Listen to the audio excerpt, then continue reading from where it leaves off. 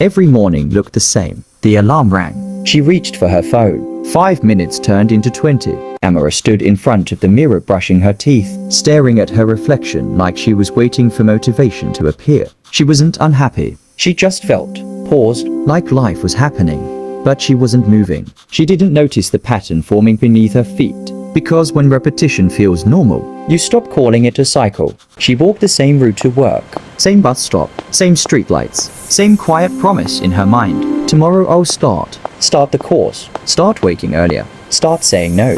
But tomorrow kept meeting the same version of her. At work, she was dependable, the reliable one, the helpful one, which meant when extra tasks appeared, they landed on her desk. She sighed and said yes, not because she wanted to, but because it felt easier than explaining why she couldn't. And ease can quietly become a cage.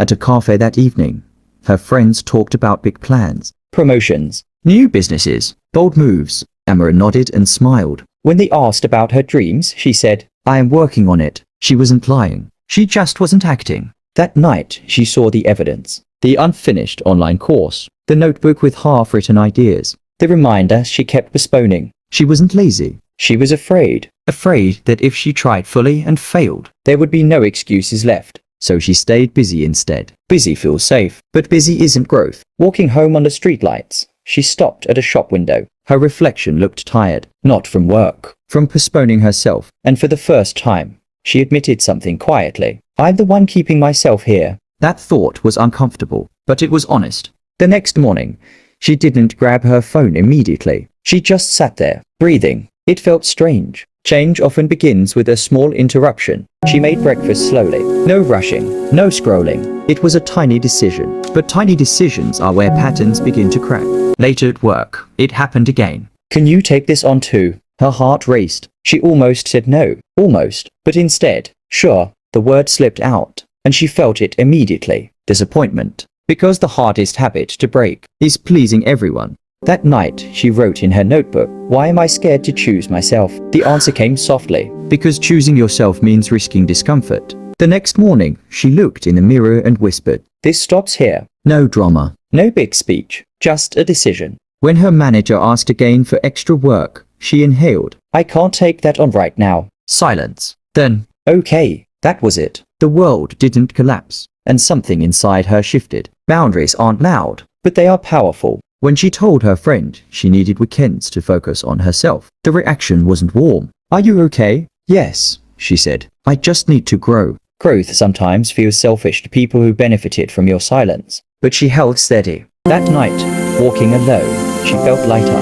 Nothing external had changed dramatically, but internally, she had taken her first real step forward. She began waking up earlier. Not perfectly, not every day, but more often than before. 10 minutes on her course, 20 minutes on her idea. Small, repeated action. This was a new pattern. At work, she responded differently. Tomorrow works better. Let me check my schedule. Calm, clear. People adjusted. Because when you value your time, others learn to as well. Her walks felt different now. She wasn't replaying regret. She was planning progress. The invisible circle she once felt around her life was fading. Not because life got easier, but because she stopped repeating what drained her. In her journal, she wrote, still scared, still showing up. And that was enough.